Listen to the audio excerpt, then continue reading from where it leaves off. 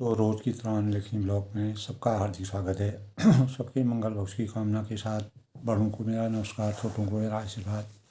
मैं ठीक हूँ दोस्तों, आप लोग ठीक होंगे। रामचरितमानस के बालकांड के प्रसंग में दोस्तों पुलस्त्य ऋषि के पवित्र, निर्मल और अनुपम कुल में उत्पन्न हुए, तथापि ब्राह्मणों के श्राप के कारण ये सब पाप रूप में परिवर्तित हो।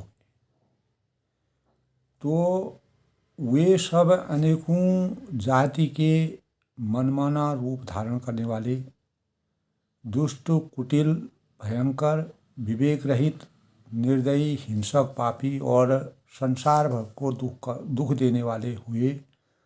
उनका वर्णन तुलसीदास जी ने जिस प्रकार से रावण है, कुंभकर्ण है, राक्षसी माया का वर्णन किया, तो अगर हमारे कार्यों में, हमारे अगर कुल में पाप की वृद्धि होती है, पाप जब बढ़ जाता है, तो कहीं से भी हमको गलत कार्यों के परिणाम स्वरूप श्राप मिलता है। तो श्राप का क्या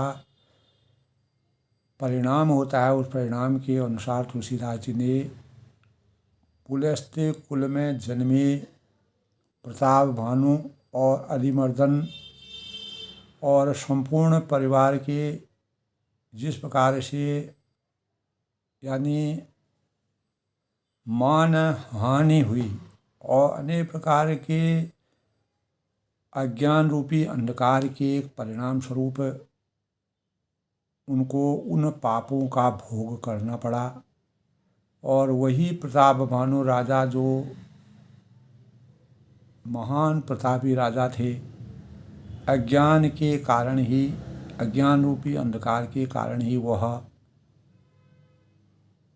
भ्रमजाल में फंस करके और शिकार की लालसा में जिस प्रकार से वन में जाते हैं और कपट मुनि के आघोष में आकर के, और कालकेतु राक्षस और कपट मुनि ने जिस प्रकार से राजा के जीवन को समाप्त करके ब्राह्मणों को मांस खिलाने की रचना रची, और उसी के परिणाम स्वरूप जब ब्राह्मणों का 1 लाख ब्राह्मणों को आमंत्रित करने के लिए राजा को सुझाव दिया, तो राजा ने अज्ञानता बस वह कार्य कर डाला, जिसके परिणाम स्वरूप जब राजा भोजन परोसने लगे, तो उस समय जो है आकाशवाणी हुई कि इस भोजन में जो है तामसी चीज़ों का प्रयोग किया गया है, इसीलिए यह मांसाहार है और इसका सेवन करना ब्राह्मणों के लिए वर्जित है।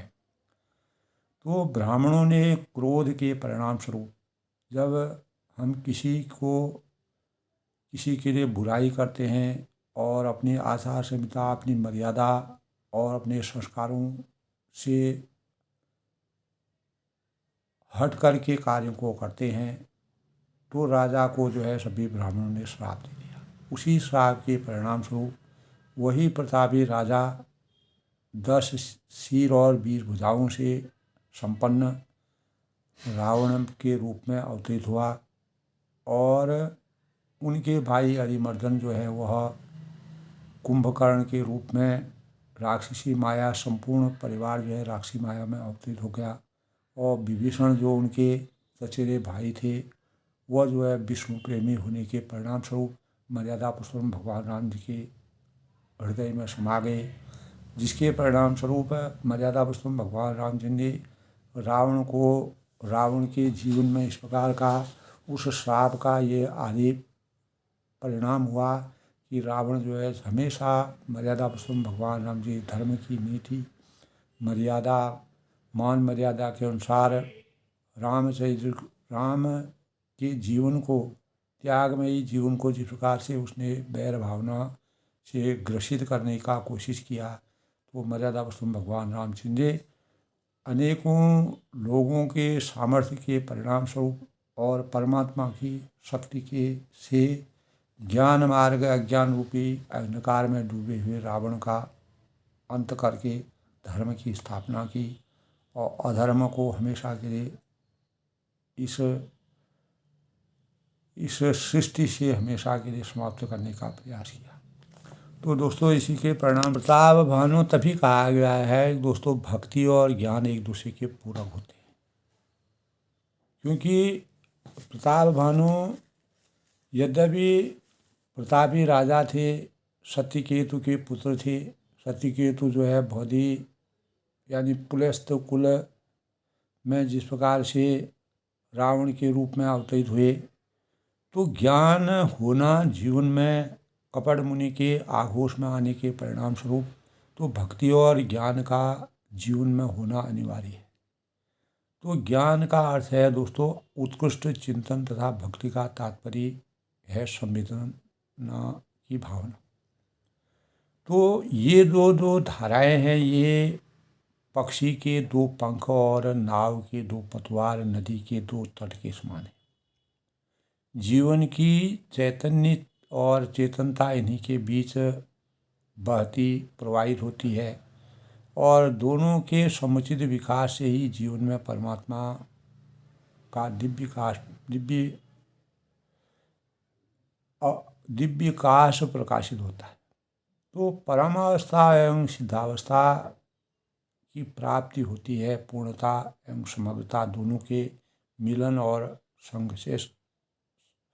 तो ज्ञान भक्ति की शुरुआत है, तो प्रारंभ और भक्ति ज्ञान का की पराकाष्ठा है। तो ज्ञान दोस्तों एक उर्वर भूमि के समान मानव चेतना को जगाने का कार्य करता है। ज्ञान वृद्धि से उपजता है और भक्ति हृदय की गहराई से। तो प्रताप भानु के जीवन में हृदय की गहराई न होने के कारण वह यानी कपटी मुनि के जाल में फंस गए, जिसके परिणाम से उनको कपटी मुनि ने इस प्रकार का कार्य किया जो अभिशाप के रूप में था। तो ज्ञान से बुद्धि परिष्कृत हो जाती है। तो अगर हमारे पास ज्ञान रूपी अंधकार है तो हम कोई भी कार्य अगर कोई हमसे करवाता है, हम उस कार्य को करने में समर्थ आतुर हो जाते हैं, ज्ञान का प्रयोग नहीं करते हैं। तो भक्ति के अभाव में पुष्पित पल्लवित विकसित हम नहीं हो पाते। और लेकिन जो हमारे भक्ति की सीढ़ी है पर हम सही स्वरूप से चढ़ नहीं सकते हैं, परंतु इसकी सार्थकता भावना में शक्ति है, इसकी समग्रता भक्ति से मिलती है। तो ज्ञान में प्रखरता और ओजस्विता तो है, पर इसको समझना जो है भावनाओं को उर्वरक भूमि के अनुसार बनाना पड़ता है, जिसकी कमी प्रताप भानु के जीवन में थी। भावना यदि ज्ञान के मार्ग से न गुजरी हो तो उसकी नींव कमज़ोर होती है। जिस प्रकार प्रताप भानु ने के जीवन में उस प्रकार की रचना हुई जिसका प्रसंग हम कर चुके हैं दोस्तों, तो नींव उनकी कमज़ोर होने से पूरा समस्त जो पुलस्त कुल था वह समाप्त हो गया। तो रामचरितमानस में तुलसीदास ने दोस्तों इस प्रकार का वर्णन किया, भक्ति रूपी भवन सदा मिलने के लिए आदमी अगर ज्ञान की पराकाष्ठा नहीं है तो हिलता डुलता रहता है। प्रबल झंझावात से दूर हल्के थपेड़ों और वह भ्रमित हो जाता है। तो अकेले दोस्तों अगर भावनाएं मूक होती हैं, जिस प्रकार प्रताप भानु की भावनाएं मूक हो गई थी, क्योंकि वह जो कपट मुनि जो है जिस प्रकार से उनको आसक्त किया उसी की तरफ उनका ध्यान गया और उन्होंने पूरा विश्वास और समर्पण कर दिया। तो अकेली भावनाएं मूक होती हैं और बुद्धि वाचाल होती है। इन दोनों के मिलन से ही चरम संयोग बनता है। इसीलिए जो है उनको रावण और कुंभकर्ण के रूप में अवतरित होना पड़ा। इन दोनों के एकाकार होने से ही परम यही उपलब्धि उनको पुलस्त ऋषि को यानी पूर्ण रूप से समाप्त कर दिया, क्योंकि ब्राह्मणों का जो श्राप था वह अत्यंत ही उनके जीवन को तो ज्ञान रूपी अस्त्र शस्त्र से वार तो किया जा सकता है, पर भक्ति की ढाल के बिना अपना बचाव नहीं किया जा सकता है। जिसका प्रताप भानु ने अपना जीवन का बचाव नहीं कर, अपने कुल की रक्षा नहीं कर पाए और एक राक्षसी रूप में अवतार उनको होना पड़ा।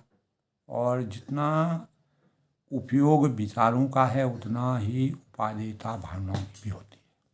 तो इस प्रसंग में इसी के परिणाम स्वरूप तब भरद्वाज मुनि जो है याज्ञवल्क्य जी से कहते हैं कि हे भरद्वाज जी सुनो, विधाता जब कभी भी अगर किसी मनुष्य के विपरीत हो जाते हैं तो हो गई सोई जो विधि रच राखा को करी तर्क बढ़ावी शाखा। विधाता की रचना को कोई भी तर्क वितर्क करने से हम रोक नहीं सकते हैं, क्योंकि इस सृष्टि का जब निर्माण हुआ है तो सृष्टि के सृजन के समय ब्रह्मा विष्णु महेश ने निश्चित रूप में सृष्टि की रचना की। जहाँ अच्छाई वहाँ बुराई है, जहाँ सरल है वहाँ कठिन है, जहाँ सच्चाई है वहाँ यानी बुराई है, और जहाँ सत्य है वहाँ असत्य भी है, जहाँ भला है वहाँ बुरा भी है, और जहाँ कठिन है वहाँ सरल भी है। तो इस प्रकार दोस्तों व्यास गुरु जी कहते हैं कि भरद्वाज जी को कहते हैं कि विधाता जब जिसके विपरीत होते हैं, भरद्वाज सुने जाहि जब होय विधाता नाम, धूर मेरु सम जनक जम ताहि ब्याल समदाम।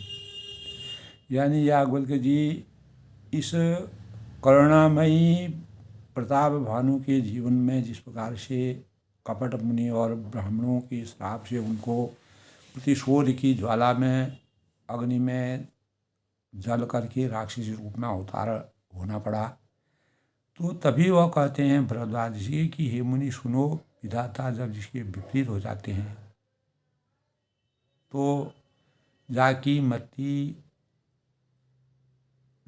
यानी जाको प्रभु दुख देते हैं उसकी मति पहले हर लेते हैं। तो तब उसके लिए धूल जो है वह सुमेरु पर्वत के समान हो जाती है और भारी कुचल डालने वाली होती है, और वही सुमेरु पर्वत धूल की तरह हो जाता है। पिता यम के समान काल रूप और रस्सी जो है सांप के समान दिखने लगती है, जो काट खाने वाली होती है, विषैली होती है।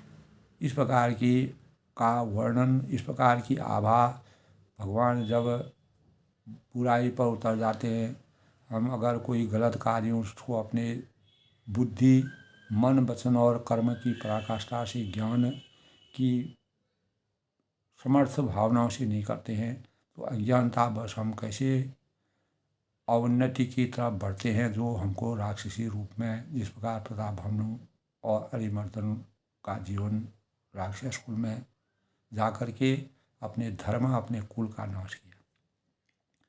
तो तब वह कहते हैं कि हम भ्रमित हो जाते हैं, हमको सांप रस्सी जैसी दिखने लगती है, धूल जो है सुमेरु पर्वत में परिवर्तित हो जाता है। तो काल पाई मुनि सुनि सोई राजा, भयो निशाचर सहित समाजा। तो हे मुनि सुनो कि समय पाकर वही राजा परिवार सहित रावण नामक राक्षस हुआ। भरद्वाज जी याज्ञवल्क्य जी भरद्वाज से कहते हैं, और उसके 10 शीश और 20 भुजाएं हो गई। 10 सिर ताहि 20 भुजदंडा, रावण नाम वीर बलि यानी बलिदंडा।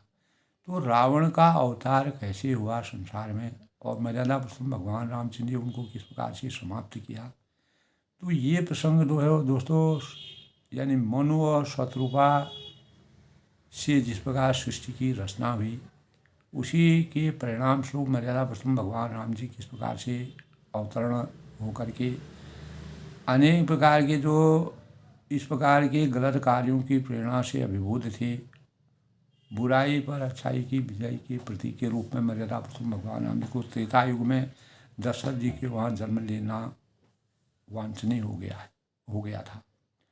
तो भूप अनुज अरिमर्दन नामा, भयों सो कुंभकर्ण बलधामा, सचिव जो रहा धर्म रुचि जासु भयउ विपात्र बंधु जगतासु। यानी हरिवर्धन नाम के जो राजा का छोटा भाई था वह बल का धाम कुंभकर्ण, और उसका जो मंत्री था उसका नाम धर्मरुचि था।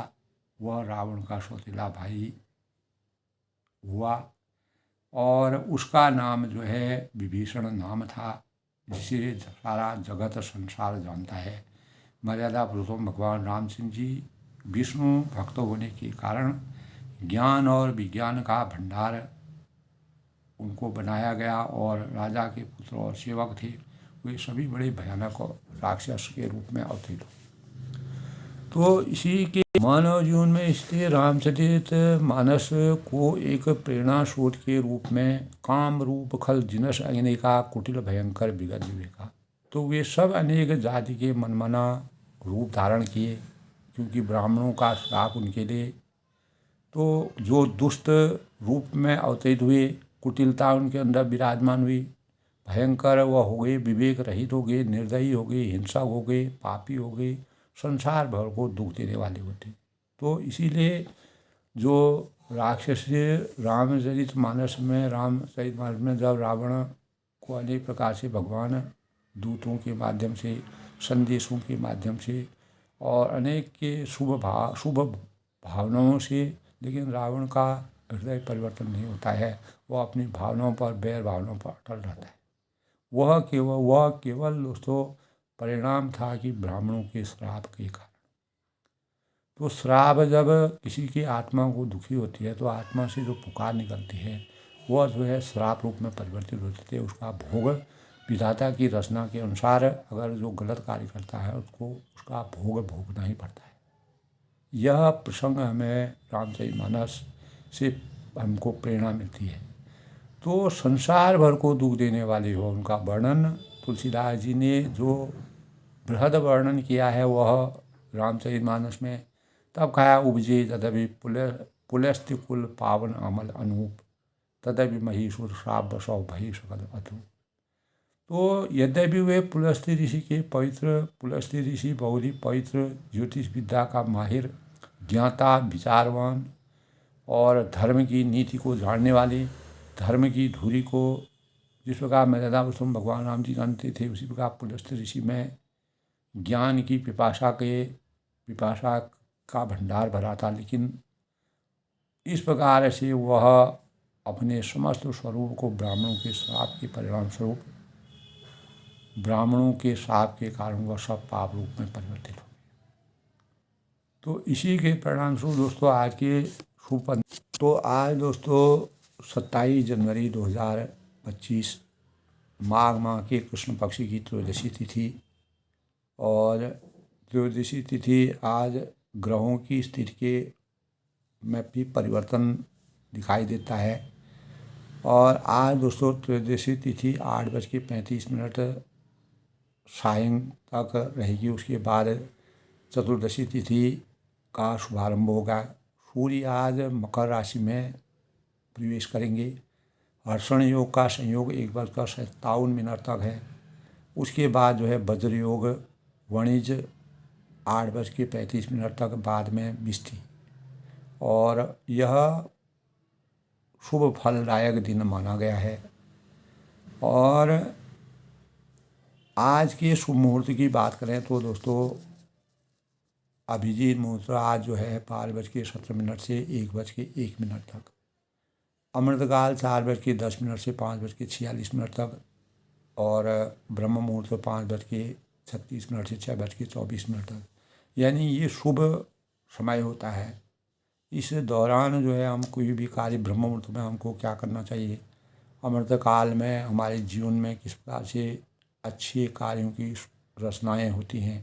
अमृतकाल भारतवर्ष में भी दोस्तों अमृतकाल के रूप में, हमारे थीम के रूप में अमृतकाल मनाया गया था। और अभिजीत मुहूर्त जानते हैं शुभ अवसर होता है। इतने समय पूरे दिन भर में यह शुभ दिन में जो अच्छा ग्रहों की दशा सुनिश्चित जगह पर बैठी रहती है और सभी के लिए शुभता का सूचक होता है। तो 12:17 से 1:01 तक हम किसी भी कार्य की शुरुआत कर सकते हैं। इसी के साथ दोस्तों राहु काल का समय, जब चंद्रमा और सूर्य को राहु के केवल एक सिर मात्र से रहने से जब समुद्र मंथन हुआ था, तो राहु आज भी सूर्य और चंद्रमा पर ग्रहण लगता है। तो आध्यात्मिक दृष्टिकोण से हम अगर हमारे ग्रहों के खगोल शास्त्रों के अनुसार सोचें, जानें, ज्योतिषों के अनुसार, तो राहु का प्रभाव 8:31 से 9:52 तक प्रातः है, जिसमें किसी प्रकार के शुभ कार्य को करना वर्जित माना गया है। अगर हम कोई भी शुभ कार्य उसमें करते हैं तो अनेक प्रकार की बुराइयां आ सकती हैं, अवरोध उत्पन्न हो सकता है। इसलिए यह शुभ और अशुभ काल बताया जाता है कि हमारी जीवन रक्षा के लिए कोई गतिरोध ना हो, कार्य के बीच में किसी प्रकार की दुविधा न हो। तो इसको दोस्तों ये सामान्य नहीं समझना चाहिए, इसकी महत्ता को समझना चाहिए। और सूर्योदय आज दोस्तों 7:11 तक है और सूर्य अस्त जो है आज 5:55 तक है। तो आज दोस्तों आज ग्रहों की कुछ स्थिति ज्योतिष विद्या के अनुसार ग्रहों में परिवर्तन दिखाई दे रहा है। आज सिंह और कन्या, तुला और वृश्चिक राशि वाले लोगों का दिन खास माना गया है। कर्क राशि के लोगों को आज कुछ नई चीज़ की प्राप्ति होगी। आज धनु और मकर कुंभ राशि के लोगों के लिए आर्थिक रूप से अच्छा समय माना गया है। आज खास तौर से धनु राशि वाले लोग अगर गरीबों को चावल का दान करें, पुण्य करें, बांटें, तो अनेक कामों में सफलता का योग बन रहा है धनु राशि वालों को। और इस प्रकार दोस्तों आज सोमवार का दिन है, सूर्य मकर राशि में आज प्रवेश कर रहे हैं। और इस प्रकार आज पूर्ण रूप से अगर सोचा जाए तो शुभ मंगलकारी दिन माना गया है। और आज सोमवार है दोस्तों भगवान शिव भगवान की पूजा के भावों का। तो शिव की सत्यं शिवम सुंदरम के रूप में हम भगवान की को अपना शांति, ज्ञान और भगवान शिव में ही सत्य विराजमान है। उसी के परिणाम स्वरूप सोमवार का दिन सप्ताह का प्रथम दिन होता है। इस दिन भगवान शिव का उपवास किया जाता है, सोमवार का व्रत रखा जाता है। सोमवार को भगवान शिव की यानी जो शिवलिंग होता है उस पर जल चढ़ाना चाहिए और पुष्पमाला चढ़ानी चाहिए, बेलपत्र चढ़ाना चाहिए।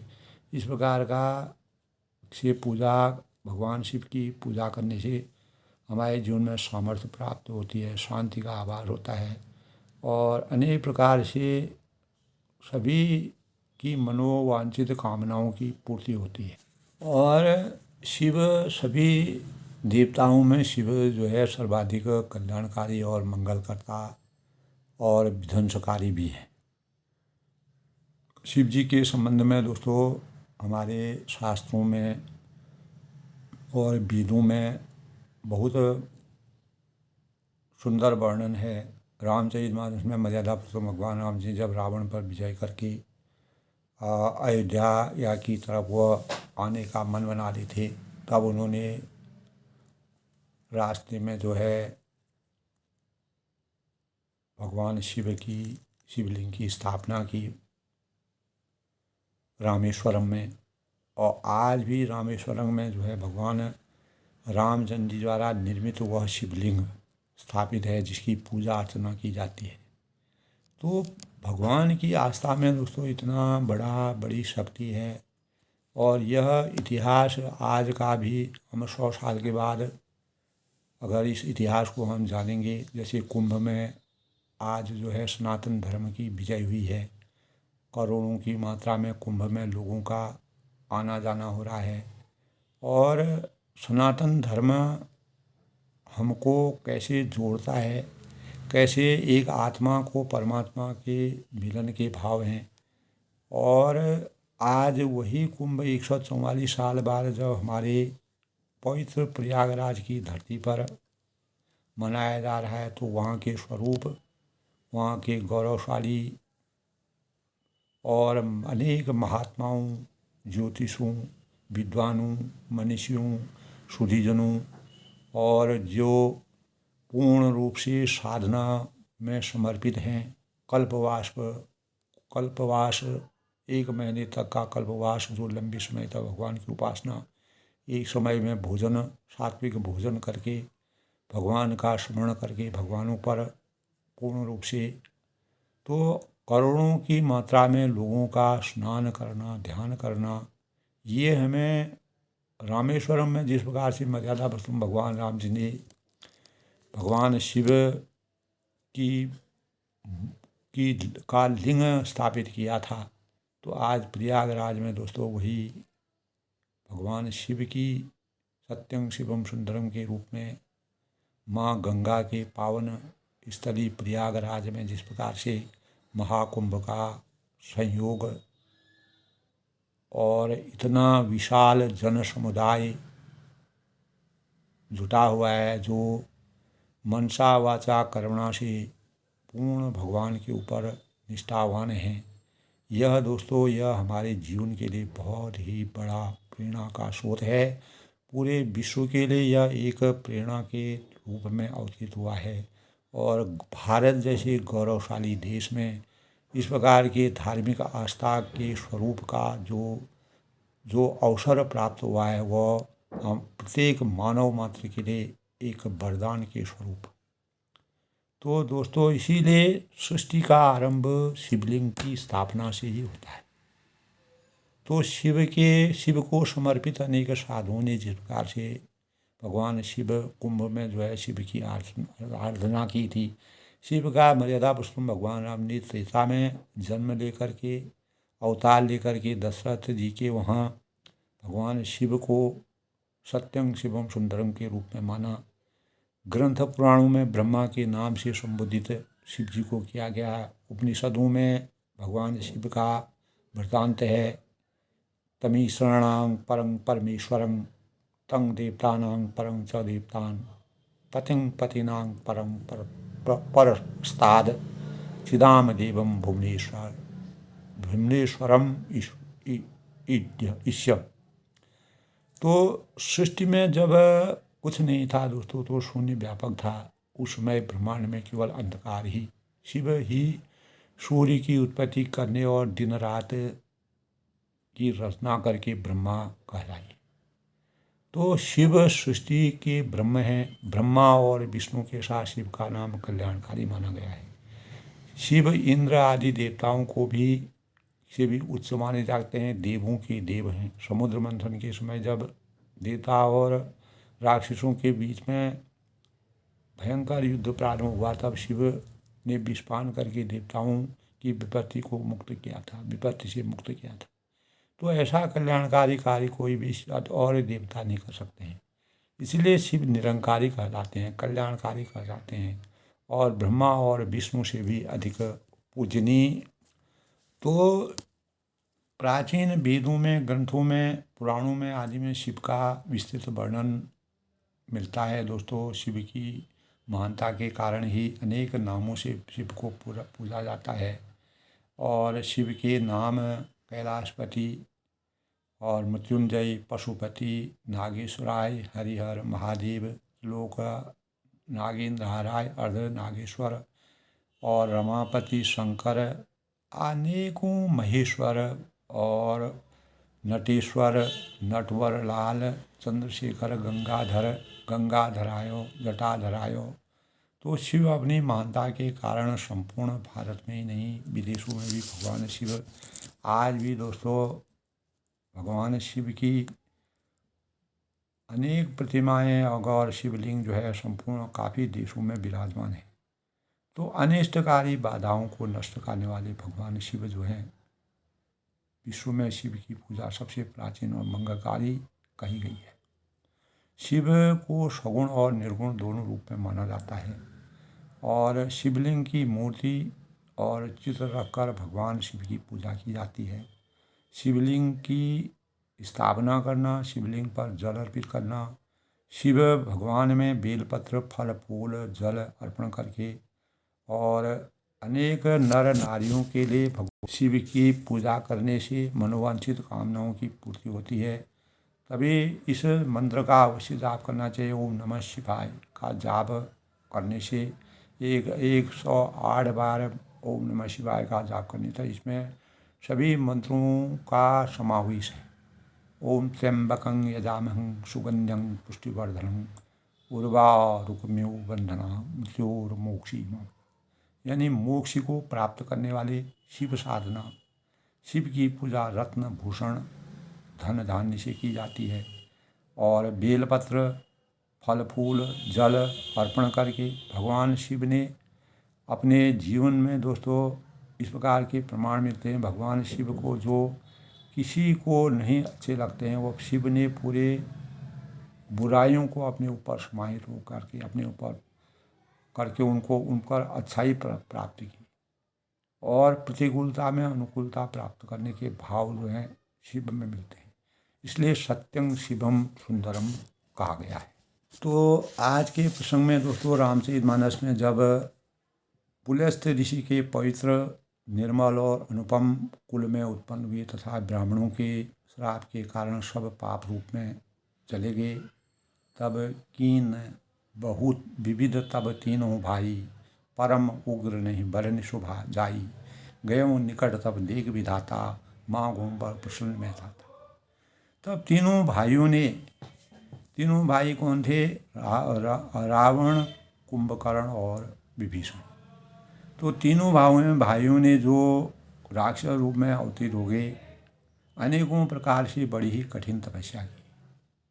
कीन विविध तप तीनों भाई, और जिसका वर्णन किया नहीं जा सकता है। भगवान शिव की भी जो है आराधना यानी रावण ने की थी, जिसके परिणामस्वरूप भगवान शिव ने उनको वरदान दिए थे। तो भगवान शिव ने जो है सुर और असुर दोनों को भक्ति, जिनके अंदर सही भक्ति मिली, भले बाद में रावण जो है राक्षसी अवतार में चले गए, तो गयों निकट तब देख विधाता। तब यानी उनका उग्र तप देखकर ब्रह्मा जी उनके पास गए और बोले कि हे तात मैं प्रसन्न हूँ ब्रह्मा को। तब तीनों भाइयों की इस तपस्या के कारण अपने पश्चाताप को दूर करने के लिए उन्होंने कठोर कठिन तपस्या की, जिसके परिणामस्वरूप ब्रह्मा जी खुश हो गए। कर बिनती पद गही दर्शीसा, बोले हूँ वचन सुनो दर्शीसा। अब उनको भगवान ब्रह्मा ने उनको वरदान मांगने के लिए कहा, तो रावण ने विनय करके चरण पकड़ कर ब्रह्मा से कहा कि बोले हूँ वचन सुनो दर्शीसा, हे जगदीश्वर सुनिए बानर और मनुष्य, हम काहू के मरे न मारे, बानर मनुष्य जात दुई बारे। यानी उन्होंने ये आराधना की, भगवान के ऊपर समर्पण होने के भाव नहीं किए, लेकिन उन्होंने ये कहा कि अगर सुनिए बानर और मनुष्य, इन दो जातियों को छोड़कर हम किसी से भी ना मरें। पहले उन्होंने कहा था या तो हम बानरों के हनुमान जी की शक्ति और मर्यादा पुरुषोत्तम भगवान रामचंद्र जी, यानी बानर और मनुष्य, इन दो जातियों को छोड़कर इनसे अब हमारी मृत्यु हो जाए कोई बात नहीं, और हम किसी के शक्ति से किसी प्रकार से हमारी मृत्यु न हो। अगर हम इनके प्रताप से उससे अगर हमारी मृत्यु होगी तो हमको मोक्ष की प्राप्ति होगी। तो यह वर हमको दीजिए। ब्रह्मा जी से यह वर, जब उनकी कठोर तपस्या की गई तो अपने पायश्च का जो उन्होंने पश्चाताप किया था, उस श्राप जो उन्होंने दिया था, उसके लिए उन्होंने तपस्या की। तो भगवान ब्रह्मा जो सृष्टि के सृजन करता है, उन्होंने उनको वरदान दिया, ए उमस्तु तुम बड़ तप कीना, मैं ब्रह्मा मिलते ही वर दीना।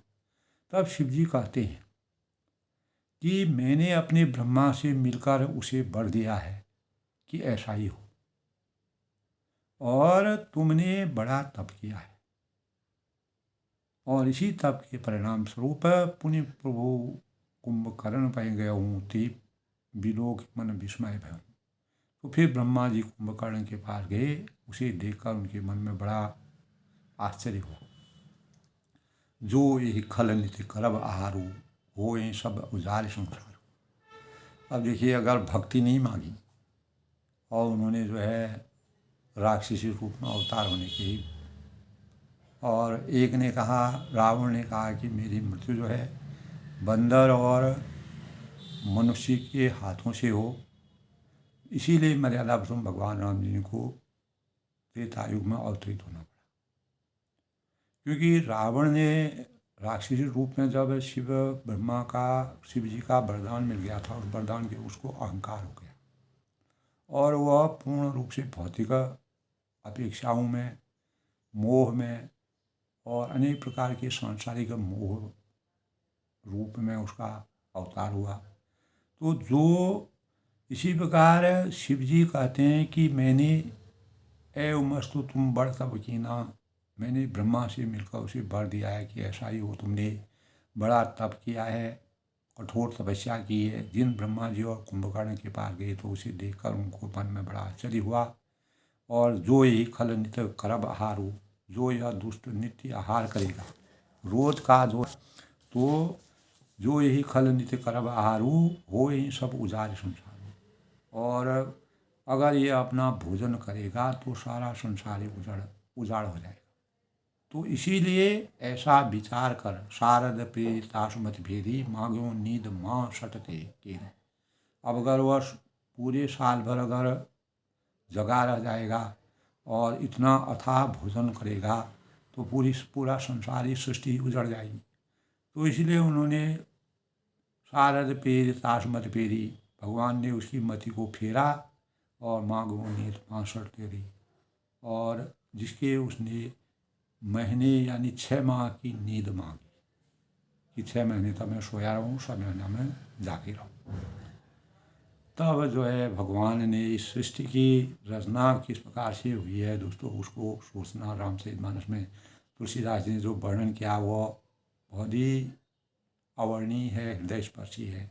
गई विभीषण भाष पुनि कह्यूं पुत्र ब्रह्मा, ते मांगो भगवंत पदो कमल अमल अनुराग। तब विभीषण, इन दोनों ने तो ऐसा वरदान मांगा और विभीषण ने कहा कि फिर ब्रह्मा जी जो है विभीषण के पास गए, जो रावण के चचेरे भाई थे। तो वह बोले कि हे पुत्र तुम वर मांगो। तब ब्रह्मा ने तीनों से वरदान में ये कहा, ते मांगो भगवंत पदो कमल अमल अनुराग। तब विभीषण ने भगवान के चरणों कमलों में निर्मल निष्काम और अनन्य प्रेम मांगा। तो भक्ति और भक्ति का प्रभाव दोस्तों यहीं पर देखा गया है। इन तीनों भावों के, एक पिता के विपुल कुमारा हो वहीं रूप रंग गुणशीला पारा।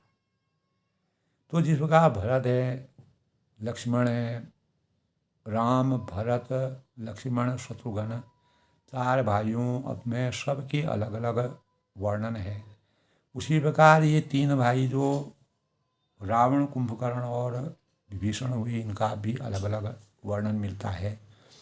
क्योंकि एक भगवान को भक्ति मांगता है। तो भक्ति का प्रभाव कितना बड़ा है दोस्तों। विभीषण को मर्यादा पुरुषोत्तम भगवान राम ने पूरी लंका का राज्य सौंपा और उनका राज तिलक किया।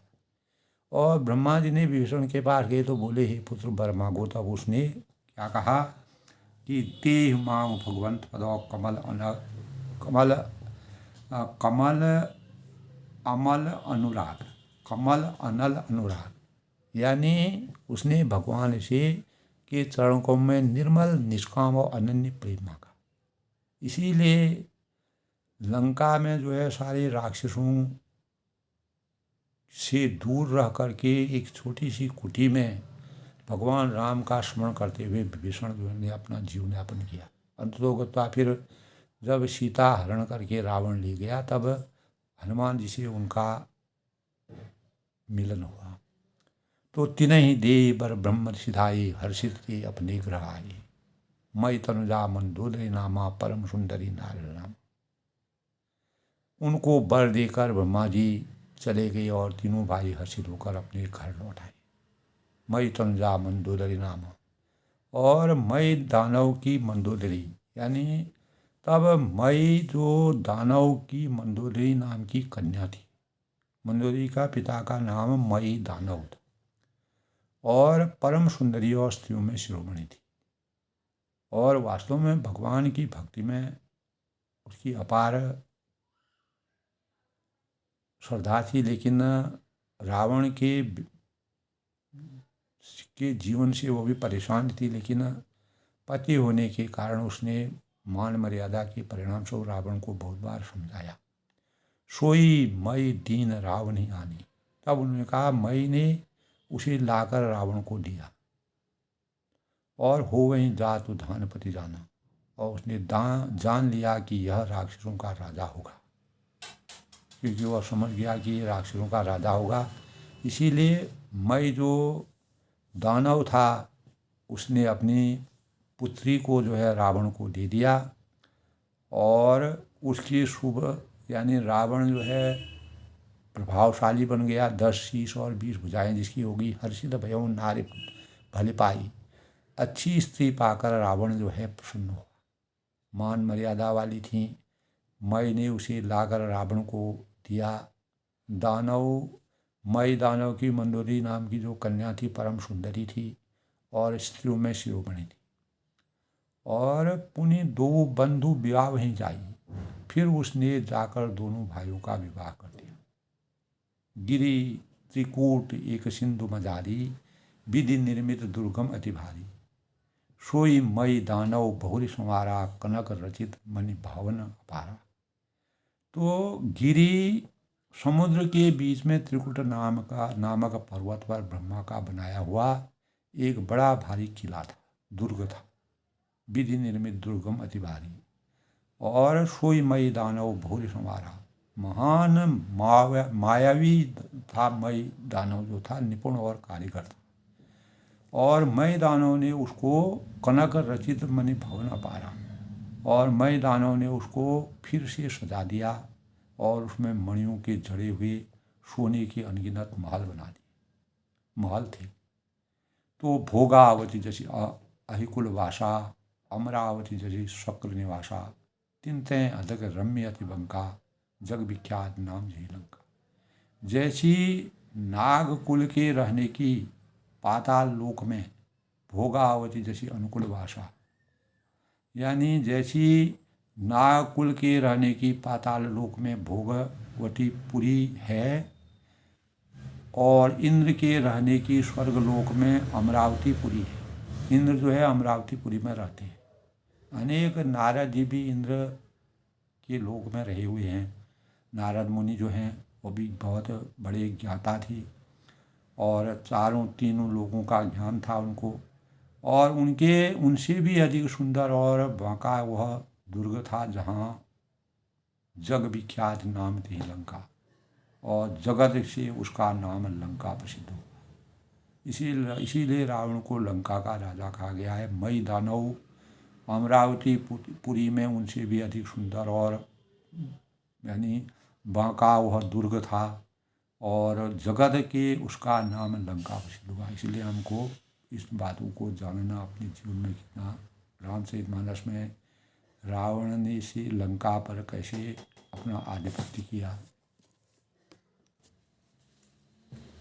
तो जैसी नागाकुल की रहने की पाताल लोक में भोगावती पुरी है, और इंद्र के रहने की स्वर्गलोक में अमरावती पुरी है, उससे भी अधिक सुंदर और बांका वह दुर्ग था, और जगत में उसका नाम लंका प्रसिद्ध हुआ। तो खाई सिंधु गंभीर अति, चार हूँ दिशि फिर आओ, कनक कोटि मणि खचित दृढ़ो, भरन न जाए बनाओ। तो उसे चारों ओर के समुद्र की अत्यंत गहरी खाई घेरे हुए है। लंका का वर्णन जब करते हैं तो चार हूँ दिश फिर आवा, मणियों से जुड़ा हुआ सोने का मजबूत परकोटा जहाँ लगा हुआ है। मई नाम जो दानव था उसने जो है मई ने उसे लाकर रावण को जब दिया मंदोदरी को, तो रावण प्रसन्न हुआ और फिर उसने जाकर दोनों भाइयों का विवाह किया। तो चारों ओर जब रावण को जैसी नागाकुल के रहने की पाताल लोक में भोगावती पुरी है, और इंद्र के रहने की स्वर्गलोक की पुरी है अमरावती पुरी है, उससे भी अधिक सुंदर और बांका का दुर्ग था और जगत में उसका नाम लंका प्रसिद्ध हुआ। तो लंका कैसे प्रसिद्ध हुई? मई नामक दानव ने किस प्रकार से अपनी कन्या यानी जो मंदोदरी थी उसका वर्णन रावण को क्यों दिया? क्योंकि रावण 10 सिर और 20 भुजाओं वाला था, राक्षसों का श्रेष्ठ था और मंदोदरी के सुख के लिए और अनेक प्रकार के रावण के साथ सुख की प्राप्ति के लिए मई नाम का दानव ने जो है अपनी पुत्री को रावण के साथ विवाह किया। तब चारों ओर से समुद्र की, यह तो लंका की कल्पना उस समय की जाती है, इसीलिए कहा गया है कि सोने की लंका। तो उसे चारों ओर से खाई सिंधु गंभीर अति चारों दिश विभाग खाई घेरे हुई थी और उस दुर्ग, उस किले की मणियों से जड़ा हुआ कनक कोटि मणि खचित और दृढ़ वर्ण जाय और सोने का मजबूत जिसमें परकोटा है, जिसकी कारीगरी का वर्णन नहीं किया जा सकता है। हरि प्रेरित जही कलप जोई जादू धान पति सोई सुर प्रतापी अतुल बलो दल समीर बस। तो भगवान की प्रेरणा से जिस कल्प में जो राक्षसों का राजा रावण होता है तो वही शूर प्रतापी रावण जो है शूर प्रतापी और अतुलित बलवान अपनी सेना सहित उस पुरी में बसता है। तो लंका में रावण कैसे रहा और मई नामक जो दानव था उसने किस प्रकार से अपनी पुत्री यानी मंदोदरी को रावण को सौंपा और रावण ने अपने भाइयों का किस प्रकार से विवाह किया और रावण श्रीलंका का राजा कैसे हुआ और लंका की शोभा का जो वर्णन है, जो सोने की लंका कहलाती थी, इसलिए रावण ने उसको मई नामक जो दानव था उसने रावण के। तो ईश्वर का प्रिय जो है हम कैसे बन सकते हैं? इस संसार में दोस्तों प्रायः प्रिय अप्रिय, अच्छा बुरा, अपना पराया की बातें सुनने देखने में आती हैं। पति अपनी पत्नी, पुत्र अपने माता पिता, शिष्य अपने गुरु, भाई अपनी बहन, बहन अपने भाई, गुरु अपने शिष्य और पत्नी अपने पति के हित संबंधी और कुटुंब मित्र और अन्य व्यक्ति एक दूसरे के साथ जिस प्रकार से संबंध जोड़ते हैं, वही संबंध रामचरितमानस में तुलसीदास ने जोड़ने का प्रयास किया। इसी प्रकार जो राक्षस कुल में जिन्होंने जन्म लिया उनके जीवन वृत्तांत का भी इस प्रकार से वर्णन किया है। तो स्पष्ट कारण, स्वार्थ, मतलब, गुण, कर्म और स्वभाव की विशेषता है। किसी का दूसरे के साथ गहरा संबंध होता है, इसीलिए कि उसमें आपसी लेन देन, पारस्परिक कर्म क्रिया का आदान प्रदान और सहयोग। इसीलिए मई दानव ने रावण को अपनी पुत्री जो है मंदोदरी को सौंपा, जो लंका का राजा बना। जब इस प्रक्रिया में आदान प्रदान एक तरफा और एकांगी हो जाता है तो हमको यही प्रेरणा मिलती है कि संबंधों में उतार चढ़ाव और तनाव हो जाता है। फिर यानी मयूर यानी जो मधुर रिश्ते होते हैं उसमें खटास आ जाती है। तो उसको बचाने के लिए भगवान ने इस प्रकार के संबंधों की रचना की है। तो इस संसार में दोस्तों नित्य परिवर्तन होता रहता है और इस परिवर्तन के चक्र से सृजन की प्रक्रिया में गतिशीलता का संसार होता है और संबंधों का जुड़ाव, जुड़ना एवं टूटना और मानवीय प्रवृत्ति की विलक्षण प्रक्रिया है। तो सांसारिक संबंधों में जीवन के त्राण की आशा मानव की अज्ञानता है।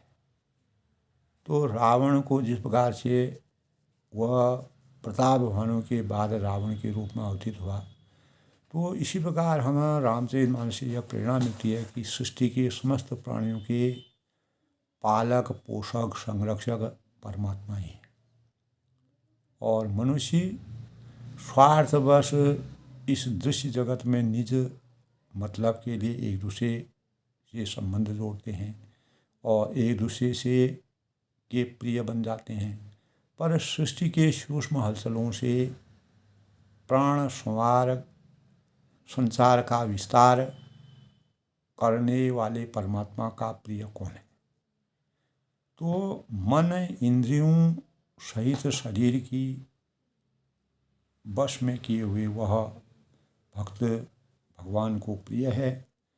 तो इसीलिए दोस्तों मर्यादा पुरुषोत्तम भगवान राम ने रावण का वध इसलिए किया कि मान मर्यादा और शिव को, भगवान को कौन, ईश्वर को कौन प्रिय है, वह सबसे बड़ी बात है।